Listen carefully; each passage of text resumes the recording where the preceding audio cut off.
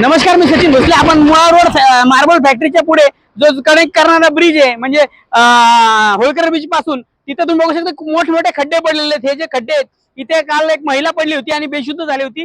खूप भयावह खड्ड्याची परिस्थिती रस्त्याची. पुणे पालिका म्हणते की खड्डे मुक्त. हे बघा, हे खड्डे मुक्त, हे कसले खड्डे मुक्त आहे. याने खूप मोठे अपघात होऊ शकतात.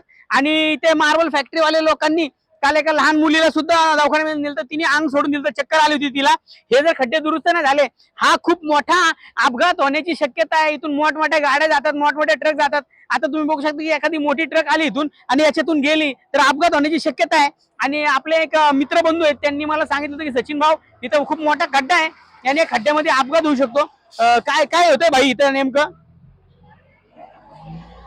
नमस्कार, मी शिवम पांडे. इथं ना एवढे दिवस झाले खड्डे पडलेले. मी सचिन भाऊला फोन करून सांगितलं, म्हणलं सर असाच गोष्ट आहे नाही का. आम्ही काल एक बाई पडली होती इथं खड्ड्यामध्ये, तर आम्ही त्याला कॅन्टोन्मेंट दवाखान्यात घेऊन गेलो. अख्खे हात पाय चिरले होते त्याचे.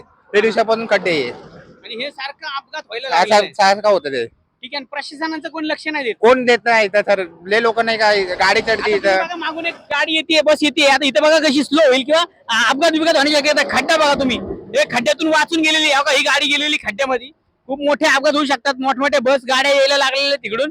मी प्रशासनाला विनंती करतो की हे खड्डा दुरुस्त करावा, अन्यथा तीव्र आंदोलन घेण्यात येईल. कारण इथं कुणाचा तरी जीव जाण्याची शक्यता आहे. मोठमोठ्या टू व्हीलर, फोर व्हीलर, मोठमोठ्या गाड्या येतात आणि हा खड्डा असा उतारावरती आहे डायरेक्ट.